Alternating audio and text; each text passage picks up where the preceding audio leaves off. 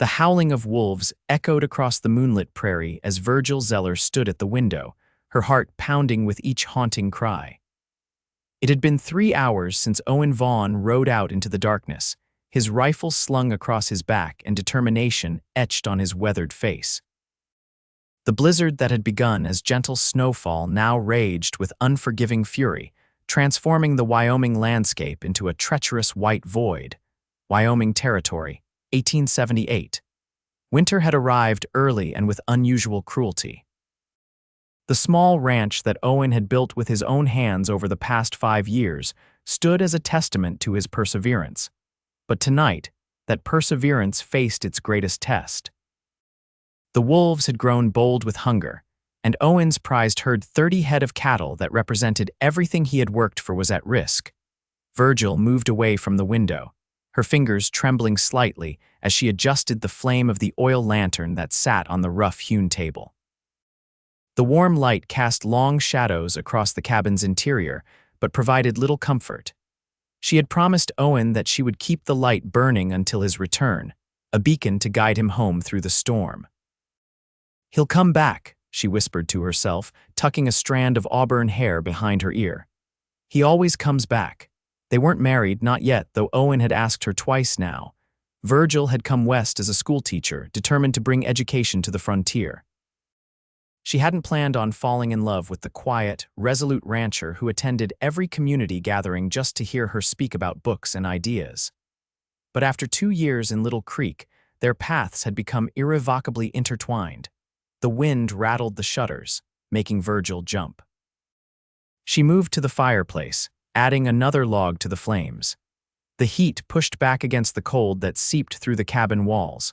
Her gaze drifted to Owen's fiddle propped in the corner, the instrument he played on quiet evenings when the work was done.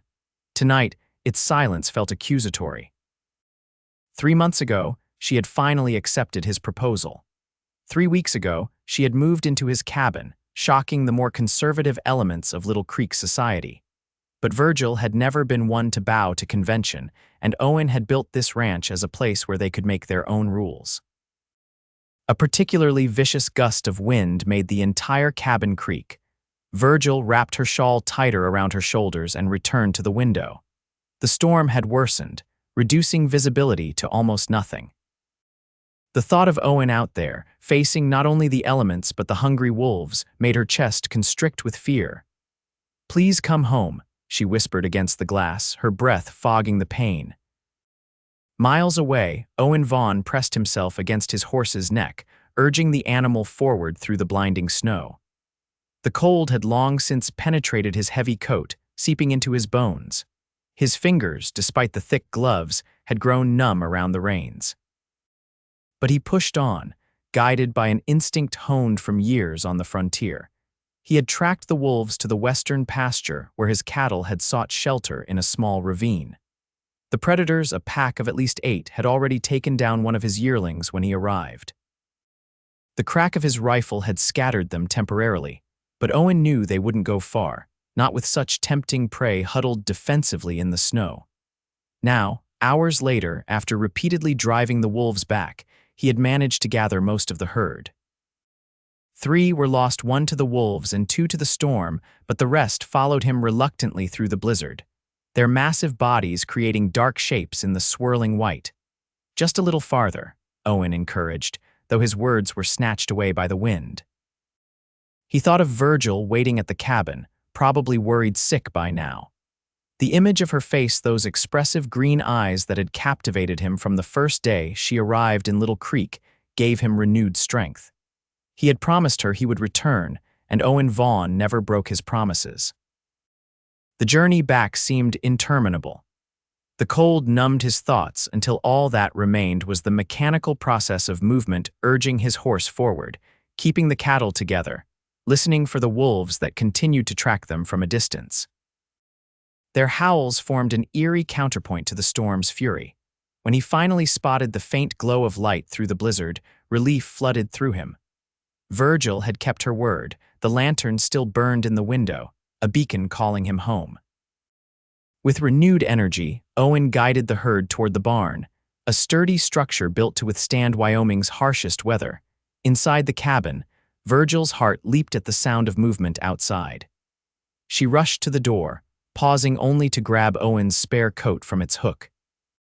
The blast of cold air as she opened the door nearly knocked her backward, but she pushed against it, holding the lantern high. "Owen," she called out, her voice barely audible above the storm. Through the curtain of snow, she saw him, a frost-covered figure dismounting from his equally frost-covered horse. Behind him, the dark shapes of cattle moved sluggishly toward the barn. Relief made her knees weak, but Virgil forced herself forward, wading through snow that reached past her boots. "You're back," she said, reaching him and throwing the spare coat around his shoulders. Owen's face was nearly unrecognizable beneath the layer of ice that had formed on his beard and eyebrows. His eyes, however, those deep blue eyes that reminded her of summer skies, were unmistakable. "Told you I would be," he said, his voice hoarse from the cold. "Need to get the cattle settled."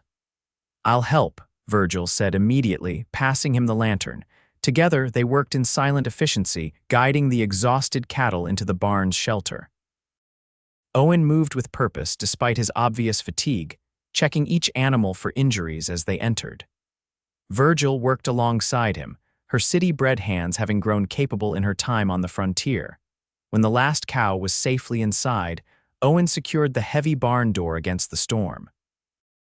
Only then did his shoulders slump, the adrenaline that had sustained him beginning to fade. "3 didn't make it," he said as they trudged back toward the cabin, the lantern light creating a small sphere of visibility in the darkness. Virgil slipped her arm around his waist, supporting some of his weight.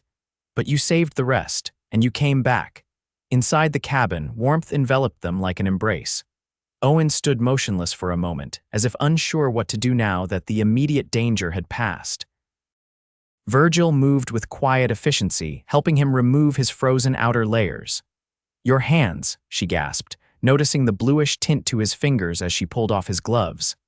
"They'll be fine," Owen insisted, but allowed her to guide him to sit by the fire. Virgil retrieved a basin, filling it with lukewarm water from the kettle that had been keeping warm on the stove. Kneeling before him, she gently submerged his hands, her touch careful and methodical. "The wolves?" she asked, needing to hear him talk to reassure herself that he was truly here and safe. "Still out there," Owen replied, wincing as feeling began to return to his fingers. "Bold ones, hungry, they won't give up easily." Virgil nodded, her brow furrowed in concentration as she tended to him. "And you, are you hurt anywhere else?" Owen shook his head, watching her face in the firelight. Her auburn hair had come loose from its pins, falling in waves around her shoulders. Despite the circumstances, or perhaps because of them, he was struck anew by her beauty, by the strength that belied her delicate features. "I'm fine now," he said softly. Their eyes met, and Virgil felt the familiar flutter in her chest. Even after 2 years, Owen's gaze still had the power to make her feel as though she were the only person in the world. She rose from her knees, moving to prepare a hot drink for him, but his hand caught hers. "Thank you," he said, "for keeping the light burning." "I promised I would," she replied simply. Later, after Owen had eaten and changed into dry clothes, they sat together before the fire. The storm continued to rage outside, but inside the cabin, a different kind of warmth prevailed. Owen's arm encircled Virgil's shoulders, drawing her close against his side. "I was afraid," she admitted, her voice barely audible above the crackling fire. Owen's hand tightened on her shoulder. "So was I," he confessed. It wasn't easy for him to acknowledge fear. He had learned early that the frontier had little patience for weakness. But with Virgil, he found himself able to voice truths he would have kept hidden from others. "But you went anyway," Virgil said, looking up at him. "That's what matters." Owen shook his head slightly. "What matters is having someone to come back to." The words hung between them, simple yet profound. Virgil reached up, her fingers tracing the line of his jaw, now clean-shaven and warm to the touch. "I'll always be here," she promised. With a light in the window. Their kiss was gentle at first, a reaffirmation of life and love in the face of danger. But as the storm howled outside, their embrace deepened, speaking of fears faced and overcome, of a future they would build together, whatever challenges the frontier might bring. The morning dawned clear and brutally cold. The storm had passed during the night, leaving behind a transformed landscape. Snow blanketed everything in pristine white, the rising sun casting it in shades of pink and gold. Owen woke early, as was his habit, easing himself from the bed without disturbing Virgil. He stoked the fire first, then dressed quickly in the cold air. The day's tasks wouldn't wait, storm or no storm. When he stepped outside to check on the cattle, the sight that greeted him made him pause. Wolf tracks circled the barn, evidence that the pack had visited during the night. They had tested the doors, searching for weaknesses, but had found none. Still, their boldness concerned him. A hungry wolf pack was dangerous, especially one that had already tasted success with his herd. Inside the barn, the cattle were restless but unharmed. Owen moved among them, checking for any signs of injury or illness that might have been missed in the chaos of the previous night. The familiar work calmed him, the rhythm of it as natural as breathing. He was nearly finished when he heard the barn door open, admitting a blast of cold air and Virgil, bundled against the cold but unmistakable with her vibrant hair peeking from beneath her woolen hat. "I brought coffee," she said, holding up a steaming mug. Owen accepted it gratefully, the hot liquid warming his insides as Virgil's presence warmed something deeper. "You didn't have to come out in this cold. I wanted to see how they were," Virgil replied, moving to stroke the nose of a particularly docile cow. "And how you were." "Better for seeing you," Owen said, allowing himself a rare moment of open affection. Virgil's smile was worth the momentary vulnerability. She had that effect on him, making him want to be softer, more expressive, while simultaneously inspiring him to be stronger, more determined. It was a paradox he had stopped trying to understand and simply accepted as part of loving her. "The wolves were here last night," he told her, nodding toward the tracks visible through the partially open door. Virgil's expression sobered. "Will they come back?" "Yes," Owen said, not sugarcoating the truth. "They know the herd is here, they're hungry. It's been a hard winter already and it's barely begun." "What will you do?" Owen sipped his coffee, considering. "Talk to some of the other ranchers, organize a hunting party maybe." "We need to deal with this pack before they get any bolder." Virgil nodded, understanding the necessity even if the thought troubled her. She had come west with certain romantic notions about nature and wildlife, but 2 years on the frontier had taught her the harsh realities of survival. "Be careful," she said simply. Owen reached out, tucking a stray strand of hair back into her hat. "Always am." They finished the morning chores together, working side by side with the easy coordination of partners who had learned each other's rhythms. By the time they returned to the cabin, the sun was fully up, casting long blue shadows across the snow.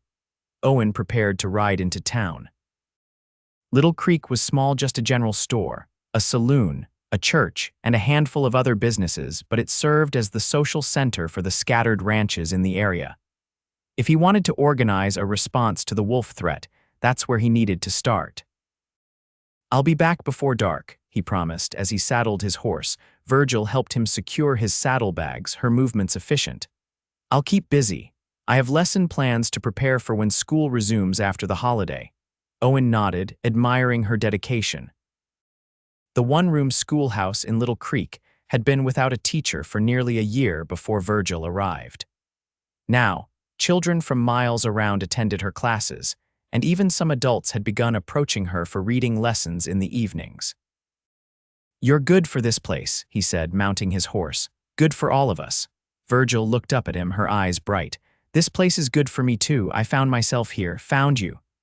With that thought warming him against the cold, Owen rode toward Little Creek. The journey, normally less than an hour, took longer with the deep snow.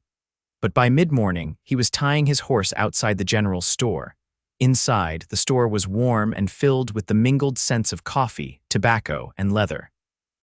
Several men were already gathered around the pot-bellied stove, their conversation halting briefly as Owen entered. "Vaughn," greeted Henry Miller, the storekeeper.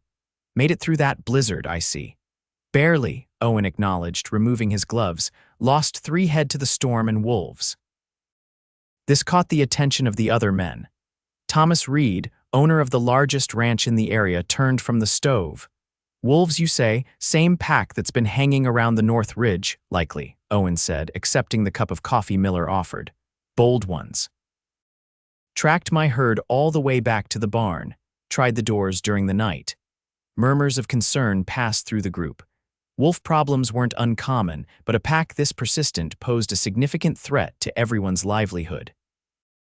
My boy saw them 2 days ago, said James Cooper, a homesteader with land adjacent to Owen's. Said there were at least 10 in the pack, big ones. We need to organize a hunt, Owen stated plainly, before they get any hungrier or bolder. Reed nodded slowly, his weathered face grave. You're right, can't afford to lose any more livestock, not with winter just starting. He looked around the circle of men. Day after tomorrow, give everyone time to spread the word. Agreement passed through the group, and plans began to form. Owen listened and contributed, his mind partly on the logistics of the hunt and partly on Virgil alone at the ranch. She was capable, he knew that, but the thought of the wolves circling while he was away troubled him. As the meeting broke up, Owen approached Cooper. James, I know your place is closest to mine. Any chance your boy could check in on Miss Zeller while we're out hunting? Just ride by, make sure everything's all right. Cooper clapped him on the shoulder. Course he can. Matthew's sweet on that pretty schoolteacher anyway, though I reckon he's got no chance with her spoken for by you. Owen managed a smile, though the idea of young Matthew Cooper's infatuation with Virgil wasn't entirely comfortable. Appreciate it. With his business concluded, Owen made a few purchases at the store: coffee, sugar, ammunition, and a small package of peppermint sticks that he knew Virgil enjoyed. As he prepared to leave, Miller called him back. Almost forgot.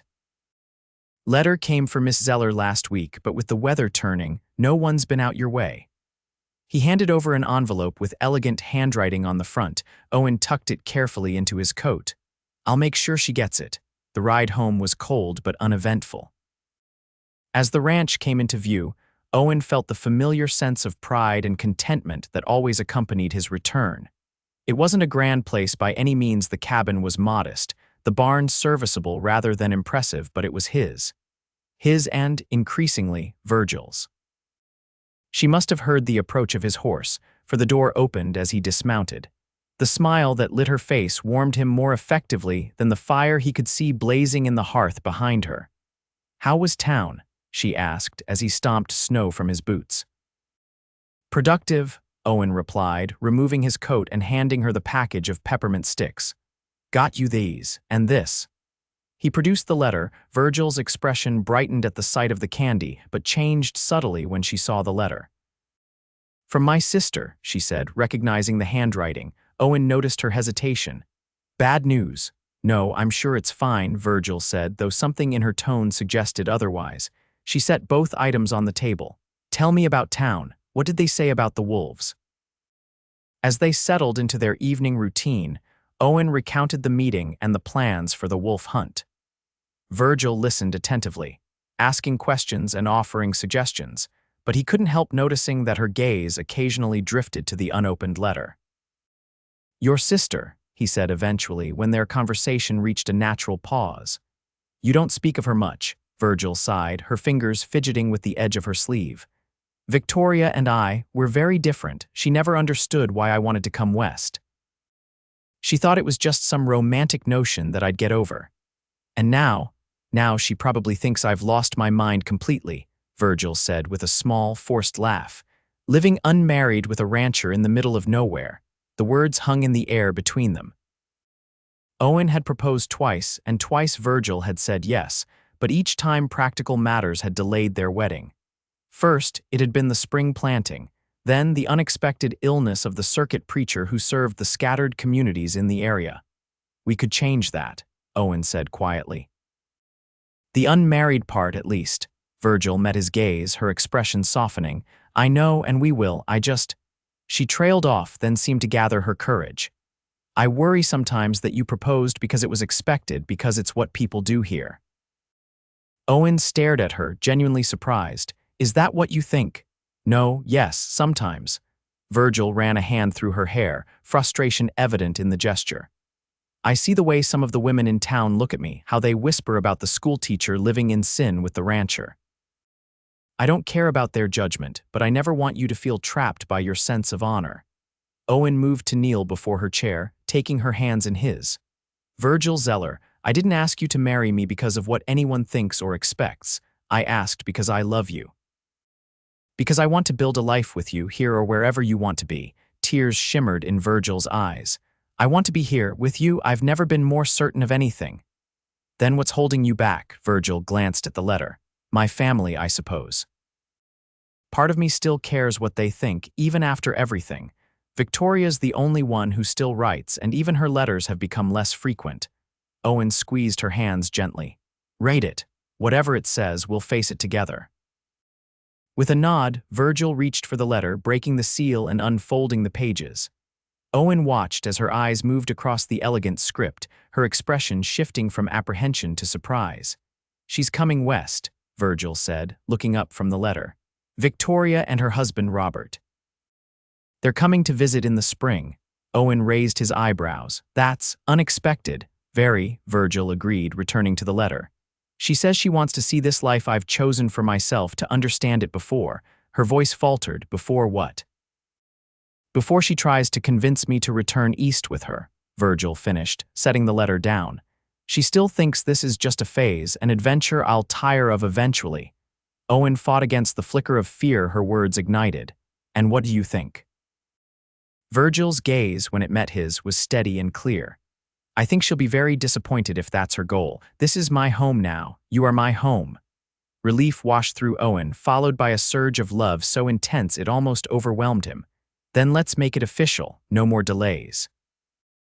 The next time the preacher comes through Little Creek, we'll be first in line. Virgil's smile was radiant. Yes, it's time. Their kiss sealed the promise, a commitment as binding in their hearts as any ceremony would make it. Outside, the winter night deepened, stars emerging in the clear sky above the snow-covered land. Inside, plans for a future together took shape, warm and bright against the encroaching cold. The next day dawned clear and cold, the kind of crystalline winter day that made the vast Wyoming landscape seem almost otherworldly in its beauty. Owen rose before the sun, slipping quietly from bed to begin his chores. By the time Virgil joined him, he had already fed the livestock and was chopping wood, his breath forming clouds in the frigid air. You should have woken me, she chided gently, bringing him a cup of hot coffee. Owen paused in his work, leaning on the axe handle as he accepted the drink. You looked too peaceful to disturb. In truth, he had stood for several minutes watching her sleep, struck anew by the wonder of her presence in his life. It still seemed miraculous sometimes that this educated, refined woman had chosen to share his simple existence. I've been thinking about the wolf hunt tomorrow, Virgil said, pulling her coat tighter around herself. I don't like the idea of you going out there after those animals. Owen took a sip of coffee, considering his response. It needs to be done. They're a threat to our livelihood, to everyone's around here. I know, Virgil acknowledged. She hesitated, then continued with determination. I want to come with you. Owen nearly choked on his coffee. What? I want to come with you, Virgil repeated, her chin lifting slightly in that stubborn way he both loved and found exasperating. I can shoot. You taught me yourself and said I was a quick learner. Target practice is different from hunting wolves, Owen pointed out, setting down his cup on a nearby stump. I know that, Virgil said, but I can't just sit here waiting, imagining all sorts of terrible things, not after the other night.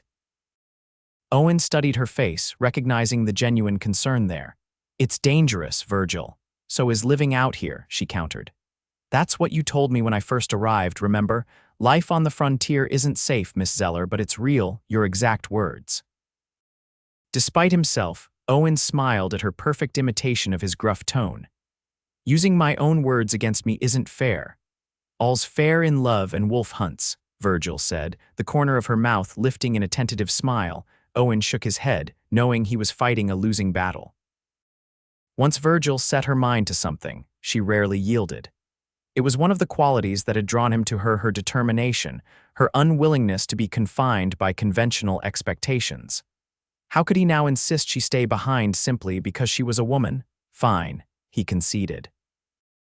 But you stay close to me, do exactly as I say, and if it gets too dangerous, you head back immediately. No arguments." Virgil's face lit up with victory. "Agreed." As she turned to go back inside, Owen called after her, "And you'll need proper clothes.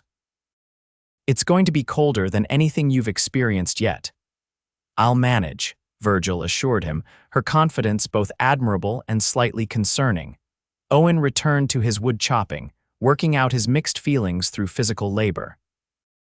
He understood Virgil's desire to be involved, to face danger alongside him rather than wait in fearful anticipation.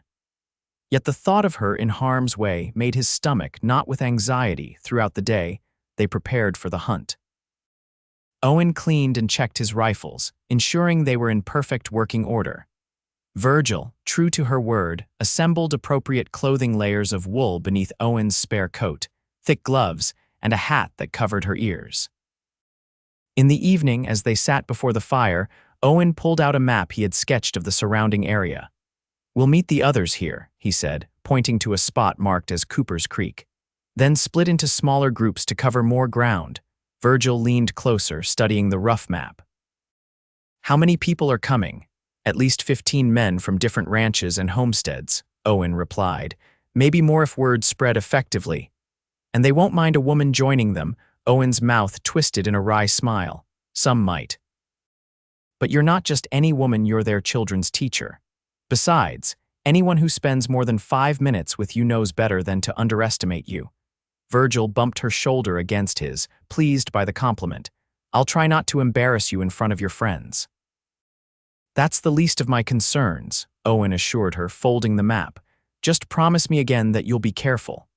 "I promise," Virgil said solemnly, "and you do the same." They retired early that night, aware of the demanding day ahead. As they lay in the darkness, Owen's arm draped protectively over Virgil's waist, he found himself unusually wakeful. The warmth of her body against his was a reminder of all he had to lose, all he was fighting to protect. "Owen," Virgil's voice came softly through the darkness. "Are you still awake?" "Yes," he admitted. "Can't seem to settle my mind." Virgil turned in his arms to face him, though they could barely see each other in the dim light from the banked fire. "Tell me what you're thinking." Owen hesitated, then decided on honesty. "I'm thinking about us. About the life we're building here.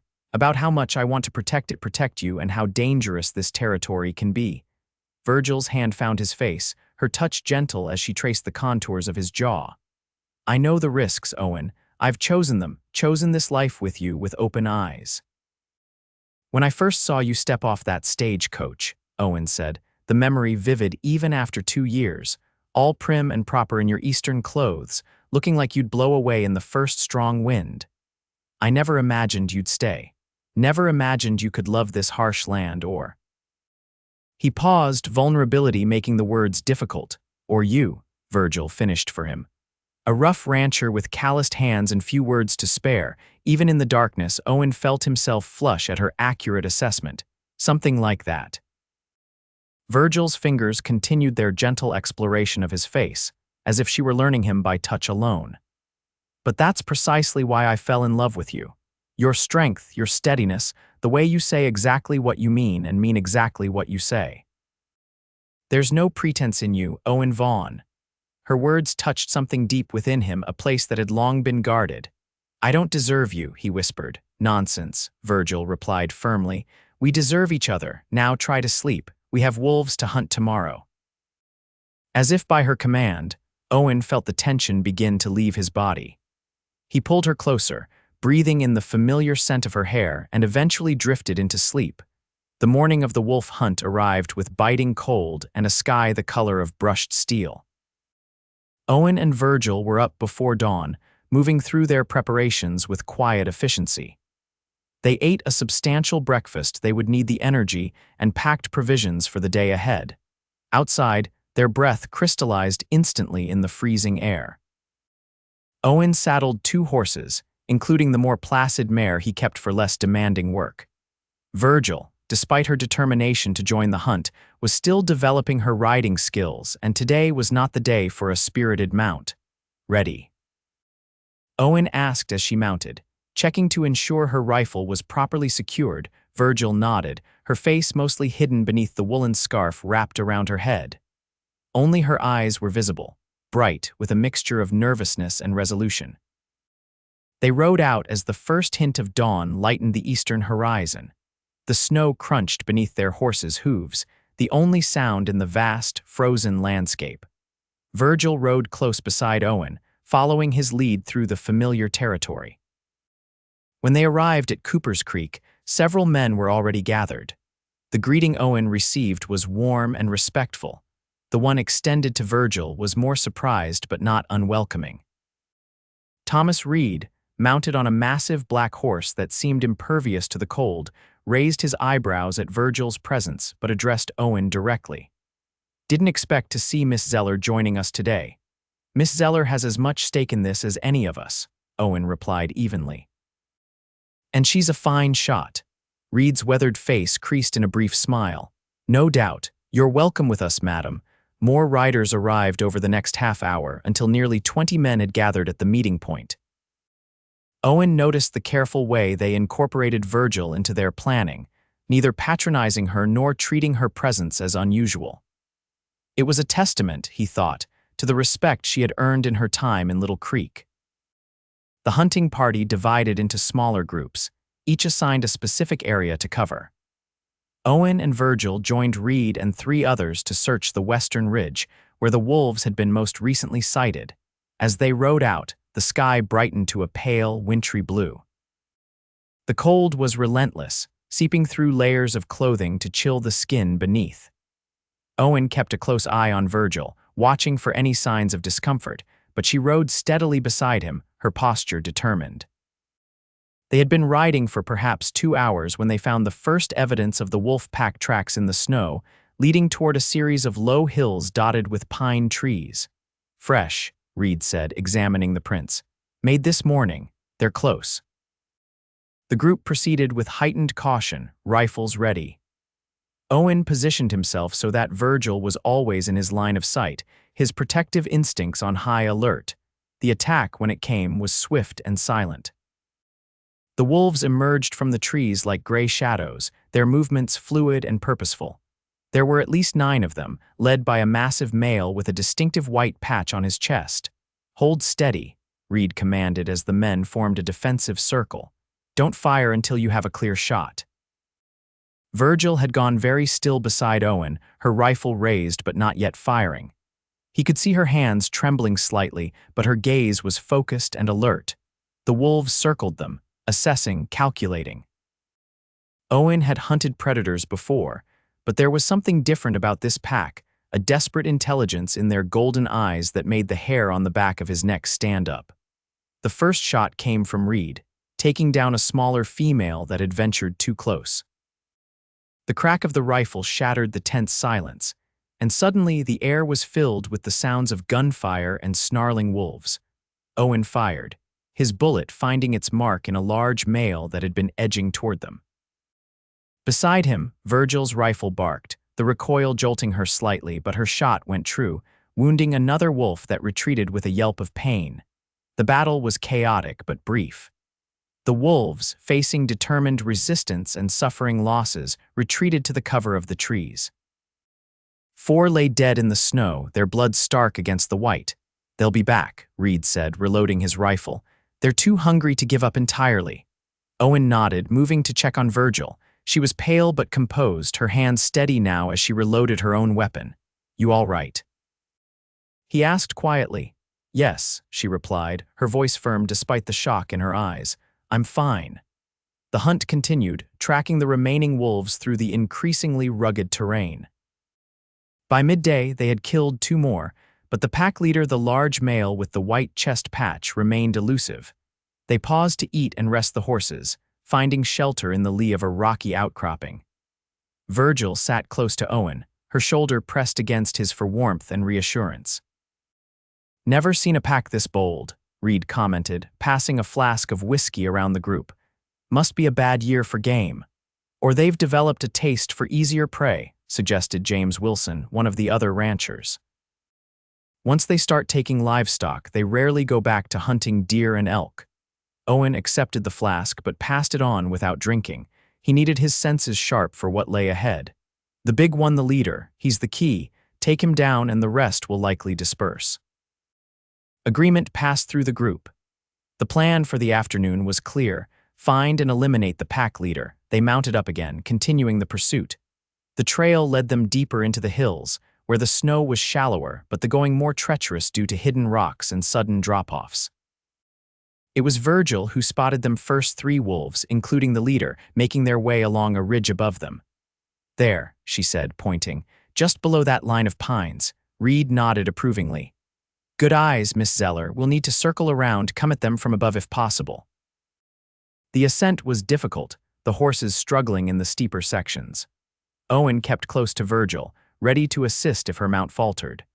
But she handled the challenging terrain with the same quiet determination she brought to everything else.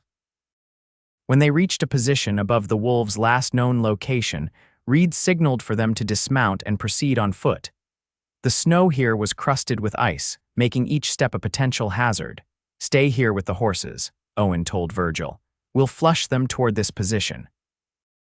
To his surprise, she didn't argue, merely nodded and positioned herself behind a large boulder that offered both cover and a clear line of sight down the slope. Owen joined Reed and the others as they spread out in a wide arc, moving carefully through the scattered pines.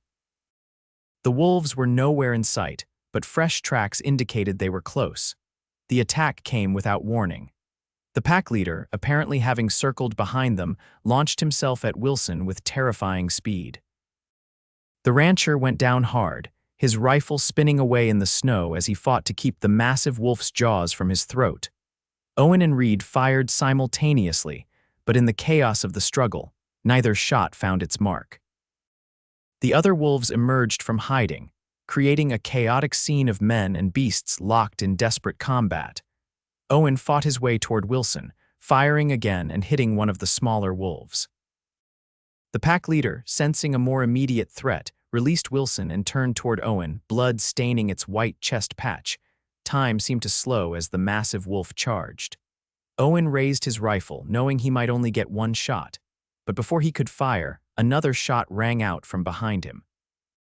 The wolf stumbled, wounded but not killed. Its trajectory altered just enough that Owen was able to step aside and fire again at point-blank range.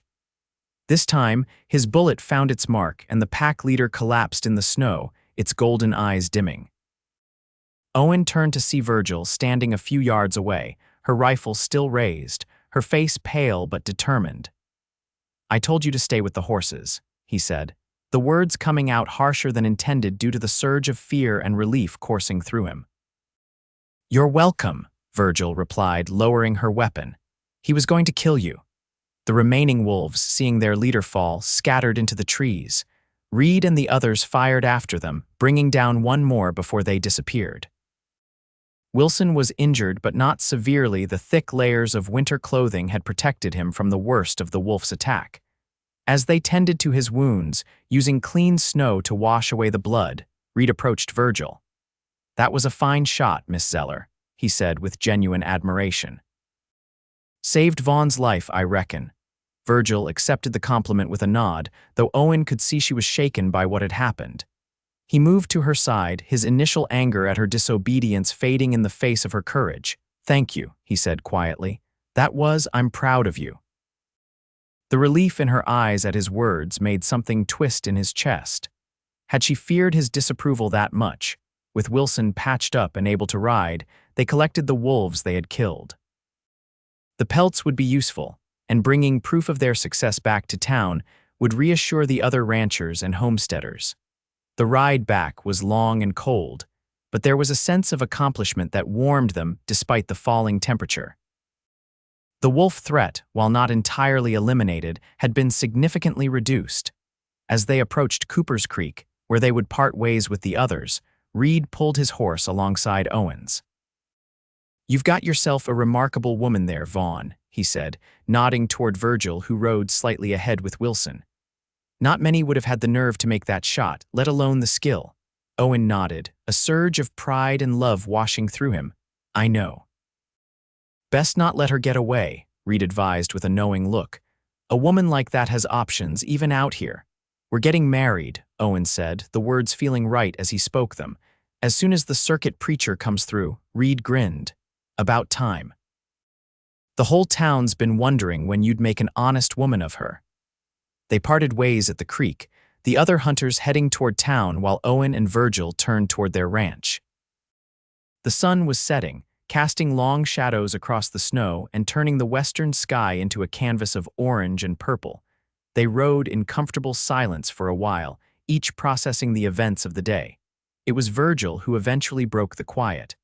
"I didn't mean to disobey you," she said.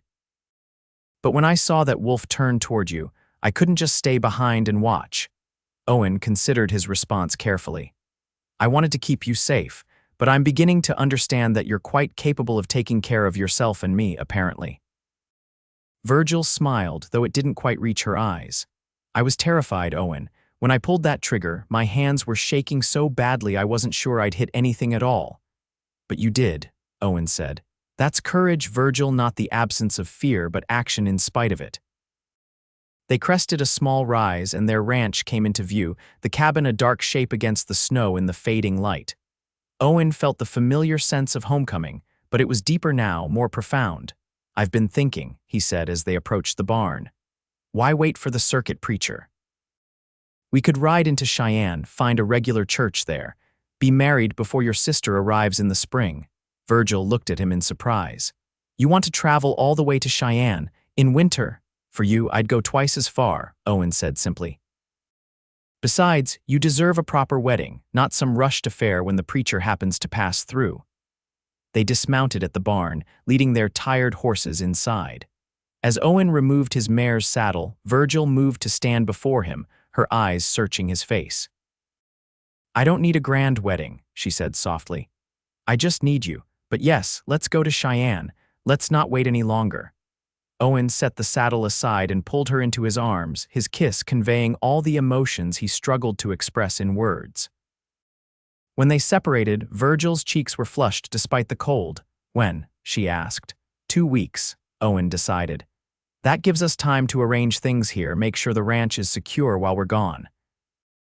As they walked from the barn to the cabin, arm in arm against the encroaching night, Owen felt a sense of rightness settle over him.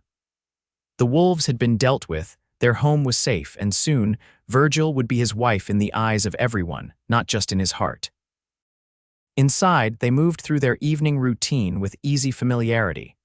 As Virgil prepared a simple but hearty meal, Owen built up the fire, creating a warm haven against the winter chill. "Will Thomas Reed be surprised to receive a wedding invitation?"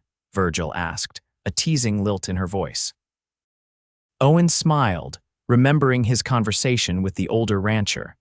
"Not as surprised as you might think." Later, as they sat before the fire, Owen retrieved his fiddle from its place in the corner. It had been his father's, one of the few possessions he had brought west with him when he left Pennsylvania to seek his fortune. "Play something," Virgil requested, settling back in her chair. "Something joyful." Owen tucked the instrument under his chin, feeling the familiar weight of it. He was no virtuoso, but music had always been a comfort, a way to express feelings that words couldn't contain. The tune that emerged was lively and bright, a dancing melody that spoke of hope and happiness. As he played, Owen watched Virgil's face in the firelight, memorizing every detail: the curve of her cheek, the way her eyes reflected the flames, the subtle movement of her foot keeping time with the music. This, he thought, was what it meant to be truly wealthy, not in gold or land or cattle, but in moments like these, in the love of a woman who saw him for exactly who he was and chose him anyway. When the song ended, Virgil's applause was soft but enthusiastic. "Another," she requested. "Play our wedding dance for me." Owen smiled and began a slower, more tender melody. Virgil rose from her chair and came to stand before him, swaying gently to the music. Even with the fiddle between them, the moment felt intimate, a preview of their life together. "Mrs. Virgil Vaughn," she said thoughtfully. "It has a nice sound to it." "Yes, it does," Owen agreed, the melody never faltering beneath his skilled fingers. Outside, the winter night deepened, stars emerging in the clear sky. Inside, warmth and music filled the cabin, along with plans for a future that seemed as vast and promising as the Wyoming Territory itself. The 2 weeks leading up to their journey to Cheyenne passed in a whirlwind of preparation. News of their upcoming marriage spread quickly through Little Creek, bringing a steady stream of well-wishers to their door. Women from town arrived with preserves and handmade linens. Men offered to help with ranch chores to ensure everything would be in order during their absence. The community's response touched Virgil deeply. She had come west expecting isolation, perhaps even hostility as an educated Eastern woman. Instead, she had found a place where people valued strength, resilience, and kindness above social niceties. "I never expected this," she confessed to Owen one evening as they sorted through the latest batch of gifts. "When I first arrived, I thought they all disapproved of me." Owen smiled, remembering how stiffly formal Virgil had been in those early days. "They were just waiting to see if you'd stay. The frontier breaks some people. Others, like you, it makes stronger." 3 days before their planned departure, a letter arrived from Cheyenne confirming arrangements with the church there. Owen had sent a rider ahead with messages, ensuring everything would be ready for their arrival. "It feels real now," Virgil said, reading the letter with shining eyes. "We're really doing this." Owen watched her from across the table, his heart full. "Having second thoughts, not a single one," Virgil assured him, reaching across to squeeze his hand. "Unless you count regretting that we didn't do this sooner." The morning they were to leave dawned clear and surprisingly mild for February. They had arranged for James Cooper's son, Matthew, to check on the ranch, daily feeding the livestock, ensuring pipes didn't freeze, and generally keeping an eye on things. When the young man arrived to receive his final instructions, Virgil noticed the way he straightened his shoulders in Owen's presence, clearly eager to prove himself worthy of the responsibility. "Don't worry, Mr. Vaughn," Matthew said earnestly. "I'll look after everything just as you would." Owen nodded, his expression serious. "I'm counting on you, Matthew. The cattle need extra feed in this cold, and check the barn roof after any heavy snow." "Yes, sir," Matthew replied, his chest puffing slightly with pride. "I won't let you down." Virgil hid a smile, recognizing Owen's deliberate manner stern but encouraging, treating the 18-year-old as a man worthy of trust. It was one of the many qualities she loved about him, this ability to bring out the best in others through his quiet confidence. They set out mid-morning, their wagon loaded with necessities for the journey, and Virgil's wedding dress carefully packed in a trunk. The dress wasn't new, it was the best one she had brought from Boston, a deep blue silk that complemented her auburn hair, but she had spent evenings modifying it, adding lace at the collar and cuffs.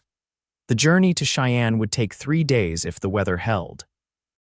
They planned to stop at established way stations along the route, places that offered basic accommodations for travelers. As Little Creek disappeared behind them, Virgil felt a curious mixture of excitement and serenity. She was leaving one chapter of her life and beginning another, yet it didn't feel like an ending at all, more like a continuation, a natural progression of the path she had chosen when she first headed west. "What are you thinking?" Owen asked, noticing her contemplative expression. Virgil smiled, pulling her coat tighter against the cold. "I was thinking about journeys, how some take you far from home and others lead you right to it." Owen's gloved hand found hers on the seat between them, squeezing gently. "Which kind is this?" "Both, I think," Virgil replied, returning the pressure. "We're traveling away from our ranch, but toward our future together. That feels like going home in the deepest sense." They made good time that first day, the road relatively clear despite the winter conditions. By evening, they reached the first way station, little more than a sturdy cabin with attached stables, run by a taciturn man named Hargrove and his equally quiet wife. The accommodations were basic but clean, the food simple but filling. After dinner, they sat with the other travelers around the common room's fire, listening to stories and sharing news of the territories. Virgil noticed how differently Owen interacted with strangers compared to when she had first met him. He was still reserved by nature, but there was an ease to him now, a quiet confidence in social situations that had once seemed to cause him discomfort. "You've changed," she observed later, when they were alone in the small room they had been allocated. Owen looked up from removing his boots. Have I? Yes, Virgil said, sitting beside him on the narrow bed. You're more open somehow, less guarded with others. Owen considered this, his brow furrowing slightly. I suppose that's your influence. You make me want to be more than just the solitary rancher I was before you came. I like the solitary rancher, Virgil assured him, resting her head against his shoulder. But I also like seeing you share yourself with others, even in small ways. It's easier knowing I have you to come back to, Owen admitted, his arms circling her waist. Easier to step into the world when I know exactly where I belong. The next 2 days passed similarly, each mile bringing them closer to Cheyenne and their new life together. The weather remained cooperative, though the second night brought snow that slowed their progress somewhat on the final day. When they finally crested the last rise and saw Cheyenne spread before them, Virgil felt her breath catch. After months of the isolated ranch and tiny little creek, the territorial capital seemed vast and bustling. Overwhelming, Owen asked, noting her expression. A little, Virgil admitted. I'd forgotten what a proper city looks like, even one this size. They made their way through streets busy with wagons, riders, and pedestrians. Cheyenne was growing rapidly, its position as both a railroad hub and territorial capital ensuring a steady influx of new residents and businesses. The hotel Owen had arranged was modest but respectable, located near the church where they would be married the following day. As they checked in, Virgil was acutely aware of the curious glances from other guests, a reminder that here, unlike in Little Creek, they were strangers about whom assumptions might be made. Mr. and Mrs. Vaughn, the clerk asked, pen poised over the register. Owen hesitated only briefly. Mr. Vaughn and Miss Zeller were to be married tomorrow. The clerk's expression remained professionally neutral, though Virgil detected a flicker of surprise. Of course, sir, we have adjacent rooms prepared as requested in your letter. Virgil felt a blush rise to her cheeks, touched by Owen's consideration. Despite living together at the ranch, a practical necessity on the frontier, he had arranged separate accommodations for their last night before becoming husband and wife. Thank you, she said quietly as they climbed the stairs to their rooms. Owen glanced at her, a question in his eyes. For the separate rooms, Virgil clarified, it's a thoughtful gesture. A slow smile spread across Owen's face. I thought you might appreciate the tradition just this once. And anticipation has its own rewards. The warmth in his gaze made Virgil's pulse quicken. For all his quiet reserve, Owen could communicate volumes with just a look. It was one of the first things that had attracted her to him, the depth behind his stillness. They parted at their respective doors with a kiss that promised more to come. Virgil entered her room, suddenly feeling the fatigue of their journey. The accommodations were simple but comfortable: a bed with clean linens, a washstand with fresh water, a small desk and chair. She unpacked her wedding dress carefully, hanging it to allow any wrinkles to fall out overnight. Running her fingers over the silk, Virgil felt a surge of emotion. Tomorrow, she would wear this dress to marry Owen Vaughn, completing a journey that had begun the moment she stepped off that stagecoach 2 years ago. A knock at the door startled her from her reverie. Opening it, she found a young woman in a hotel uniform. Begging your pardon, Miss Zeller. Mr. Vaughn asked if you might join him for dinner in the hotel restaurant at 7 o'clock. Thank you. Please tell him I'll be there, Virgil replied, smiling at the formality of the invitation. After the girl departed, Virgil turned her attention to preparing for dinner. She washed away the dust of travel and changed into her second-best dress, a deep green wool that brought out the color of her eyes. Her hair, freed from its practical braid, fell in waves past her shoulders before she pinned it up in a more sophisticated style than she typically wore at the ranch. When she entered the hotel restaurant at 7, she spotted Owen immediately. He too had cleaned up, wearing a crisp white shirt and his good suit, the one he usually reserved for church or important business in town.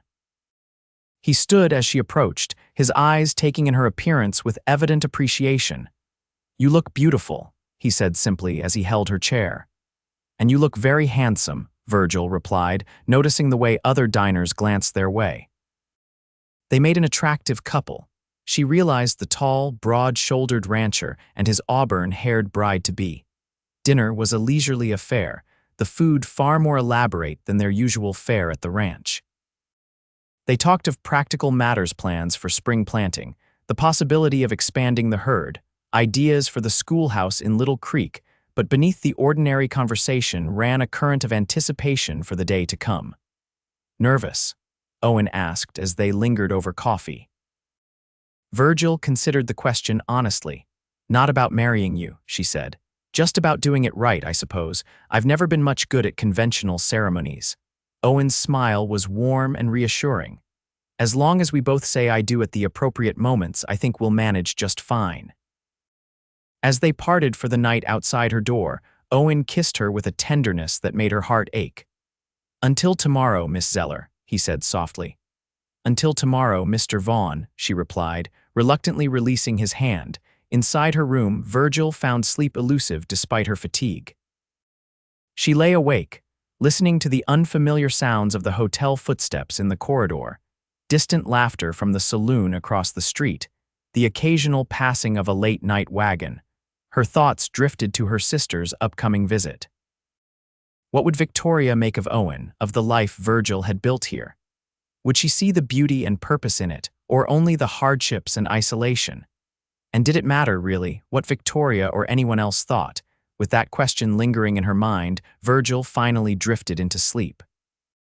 She woke to bright sunlight streaming through her window, and the realization that today was her wedding day. The thought brought both a flutter of nerves and a deep sense of rightness. A knock at the door revealed a hotel maid bringing hot water and a simple breakfast tray.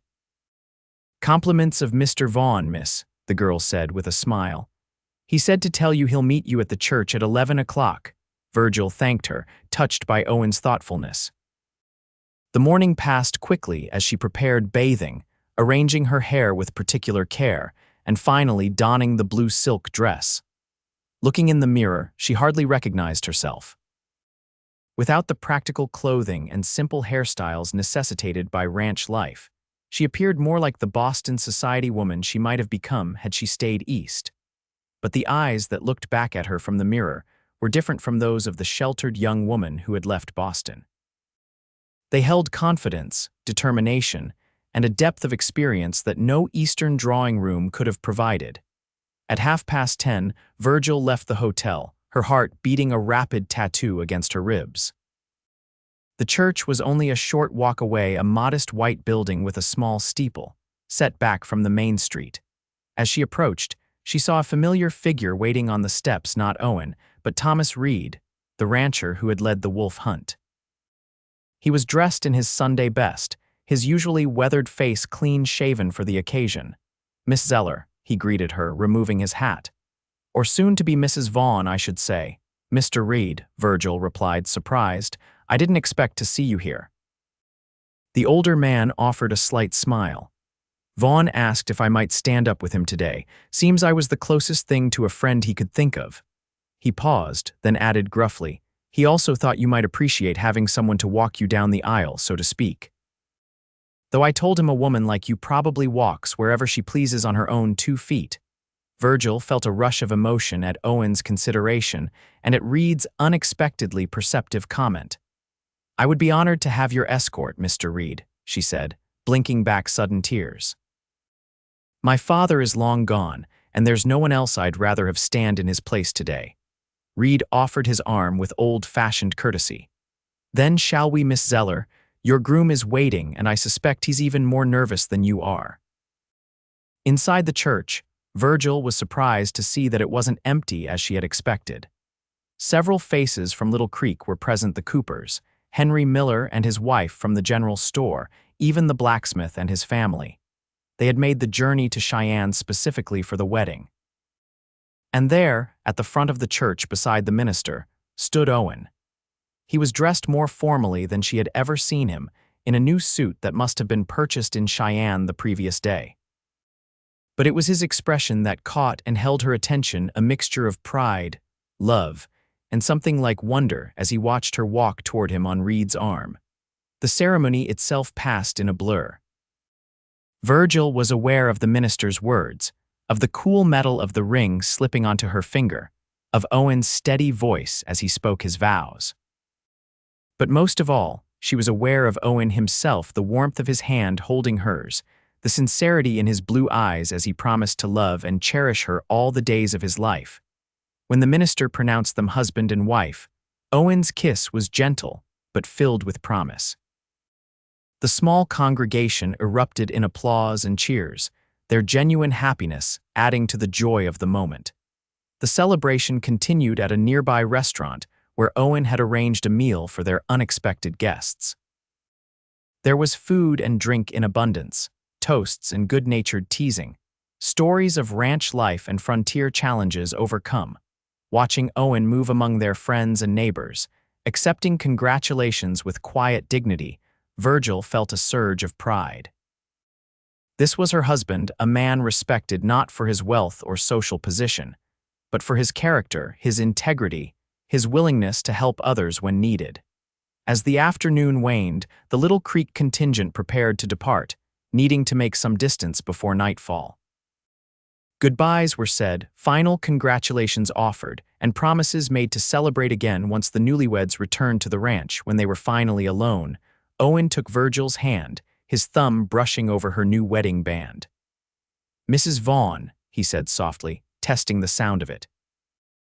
"Mr. Vaughn," she replied with a smile. "My husband, how does it feel?" he asked. Different, Virgil considered the question seriously. "Yes and no," she decided. "Nothing has changed in how I feel about you, but there's something, official now, permanent." Owen nodded, understanding exactly what she meant. Like putting the final stone in a foundation that was already solid. They returned to the hotel hand in hand, no longer needing separate rooms. The knowledge of what awaited them their first night together as husband and wife added a sweet tension to every glance, every touch in their room. Owen closed the door behind them and simply looked at Virgil for a long moment, his gaze filled with such love that she felt it like a physical touch. "I never thought I'd have this," he said quietly. "When I came west, I expected to build a ranch, maybe achieve some success. A wife, especially one like you, wasn't part of that vision." Virgil moved to him, placing her hands on his chest. "And I never thought I'd find home in such a wild place, or love with a man of so few words." Her smile softened the potential sting of her teasing. "It seems we both got more than we bargained for." Owen's arms encircled her, drawing her close. "No regrets, then, about leaving civilization behind?" "None," Virgil said firmly. "This is civilization, people building something together, caring for each other, creating a life of meaning. It just lacks some of the trappings and pretenses of Eastern society, which I'm finding I don't miss at all." Their kiss deepened, conversation giving way to the more immediate language of touch and desire. As Owen's hands moved to the buttons of her dress, Virgil felt the last barriers between them dissolving, no longer teacher and rancher, Easterner and Westerner, but simply husband and wife, partners in every sense of the word. Later, as they lay tangled together in the hotel bed, Virgil rested her head on Owen's chest, listening to the steady beat of his heart. Outside, Cheyenne continued its bustling evening activities. Piano music drifted from a nearby saloon, voices called greetings or farewells, horses and wagons moved along the street. "What are you thinking?" Owen asked, his fingers playing idly with a strand of her hair. Virgil smiled against his skin.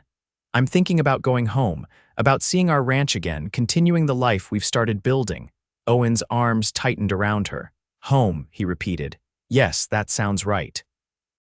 They remained in Cheyenne 2 more days, enjoying the novelty of city life, proper restaurants, a theater performance, shops with goods unavailable in Little Creek. But by the 3rd day, they were both eager to return to their ranch, to the rhythms and responsibilities that defined their life together. The journey home seemed shorter somehow, perhaps because they traveled as husband and wife, perhaps simply because they were heading toward rather than away from the place that held their hearts. When they finally crested the rise that revealed their ranch in the distance, both felt the same sense of homecoming. The cabin waited for them, solid and welcoming against the vast Wyoming landscape. Smoke rose from the chimney. Matthew Cooper had evidently prepared for their return by lighting a fire. As they pulled the wagon up to the house, the young man emerged from the barn, waving enthusiastically. "Welcome home, Mr. and Mrs. Vaughn," he called, hurrying to help with the horses. "Everything's just as you left it. Well, better maybe. I fixed that loose board on the barn door, and there's a stew keeping warm on the stove." Virgil exchanged an amused glance with Owen. Matthew's obvious pride in his caretaking was endearing. "Thank you, Matthew," Owen said, clapping the young man on the shoulder. "You've done well." After Matthew departed, promising to tell his family of their safe return, Owen turned to Virgil with a smile. "Ready to go inside, Mrs. Vaughn?" "Very ready, Mr. Vaughn," she replied, but as she moved toward the door, Owen stopped her.